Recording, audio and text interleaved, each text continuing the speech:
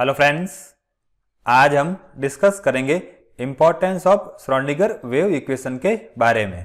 देखिए, Schrodinger equation की बात करें तो ये एक सेकंड ऑर्डर की डिफरेंशियल इक्वेशन है और इस वजह से साई के सेवरल सॉल्यूशंस पॉसिबल होते हैं।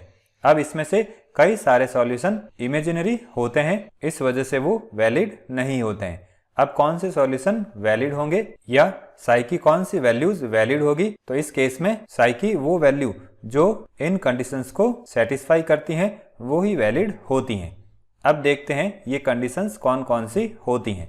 देखिए, जो वेव फंक्शन है वो फाइनाइट और कंटिन्यूस होना चाहिए। मीन्स वेव फंक्शन की वैल्यू फाइनाइट और इस तरह से कंटिन्यूस होनी चाहिए।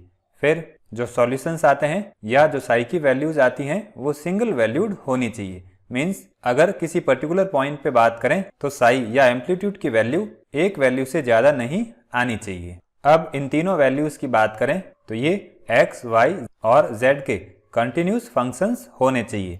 देखिए, जब कोई फंक्शन कंटिन्यूस होता है तो उसका जो ग्राफ ऑब्टेन होता है वो अनब्रोकन कर्व के फॉर्म में ऑब्टेन होता है। अब सारे सॉल्यूशंस या साई की वैल्यू नॉर्मलाइज्ड होनी चाहिए। मीन्स वो इस वैल्यू को सेटिस्फाई करनी चाहिए। देखिए, नॉर्मलाइजेशन की बात करें तो इस केस में हम वैल्यूज को किसी कांस्टेंट से मल्टीप्लाई या ऐड करके 0 से 1 के बीच में कन्वर्ट कर देते हैं, तो इसको हम नॉर्मलाइजेशन कहते हैं। यहाँ पर dr स्मॉल वॉल्यूम एलिमेंट हो जाएगा जो कि एक डिफरेंशियल एलिमेंट होता है। अब देखिए, साई की वो वैल्यू जो कि इन सारी कंडीशंस को सेटिस्फाई करती हैं वो वैलिड होती हैं और इनको हम आइगन फंक्शंस कहते हैं। अब इन साई की वैलिड वैल्यूज के साथ जो ई की वैल्यू रिलेटेड होती हैं उनको हम आइगन वैल्यूज कहते हैं।